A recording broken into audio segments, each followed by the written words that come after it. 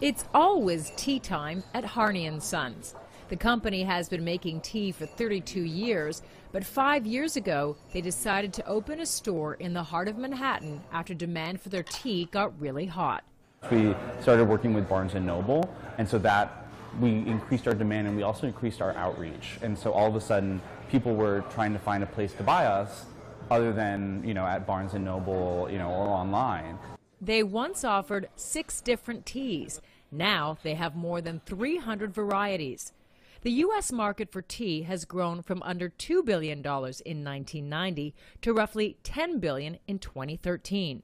At the same time, coffee consumption hasn't been growing much. To capitalize on the tea trend, Starbucks bought tea retailer Teavana in 2012 for $670 million. I think that the Teavana purchase will be a complementary transaction. It's starting from a very small base, but is growing now faster than the coffee business itself. So I think it's something that will be complementary and help the company expand. Black tea is America's favorite, followed by fruit and herbal varieties. But the fastest growing teas are artisanal and green teas. Some people even get the really expensive grade every day, and that's like $12 to get a to-go cup of it. Americans consume over 40% more green tea than they did in 2000. Their medicinal properties seem to be a big part of what's driving demand. A cup of hot tea. That's how most people around the world like to consume their tea, but not in America.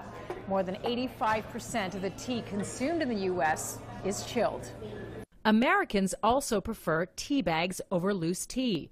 But Harney says that's changing as younger tea drinkers are developing more refined tastes in tea and are looking for unique blends often only found in loose tea. And in the last 10 years, it's really turned around, and people are so interested in the stewardship programs, in the knowledge, in the single estate direct buying that companies are doing. In an interesting twist, demand for Harney & Sons teas isn't only coming from the U.S.